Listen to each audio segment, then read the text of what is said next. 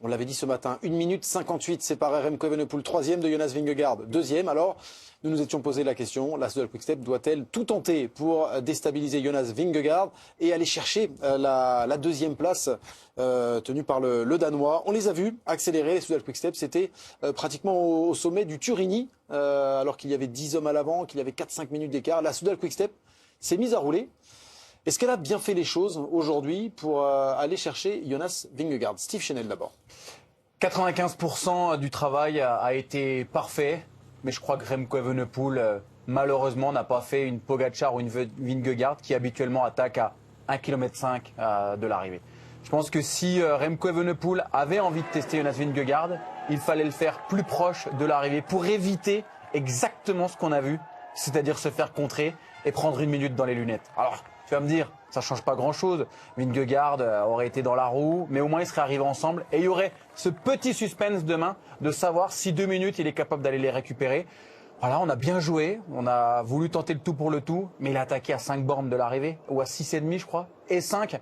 C'est du Remco Evenepoel, comme si il n'y avait pas de course demain, comme si c'était une classique.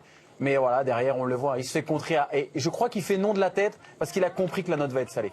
Jackie, pendant le direct, on a mis la Soudal Quick-Step, c'était-elle raté? Parce que pendant le direct, au moment où les Soudal Quick-Step se mettent à rouler, vous dites, mais non, c'est trop tard. Pour vous, ils se sont ratés?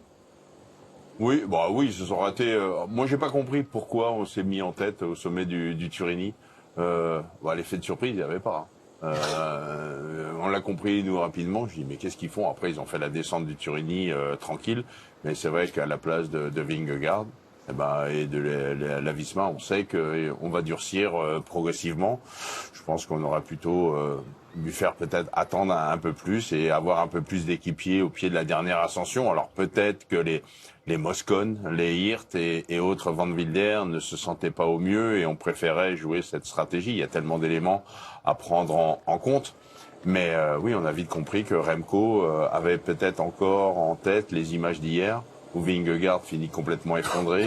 Il s'est dit, bon, Vingegaard espérait hier gagner le Tour. Et cette attaque-là. Après, non, ce sont de belles attaques. Il n'y a aucun problème. C'est même rare de voir Remco Evenepoel sur le Tour. On sait que dans l'école, il roule au train. Il a tenté une fois. Vingegaard est revenu. Il a tenté une deuxième fois. Et là, il se rend compte que voilà, pas fait une connerie, mais 5 bornes. Il savait ce matin qu'avec 2 minutes de retard, Remco Evenepoel, il aurait du mal à aller chercher la deuxième place. Il lui fallait reprendre, aller au minimum 20 secondes, 20 ou 30 secondes. Et il le fait à 5-6 km du sommet.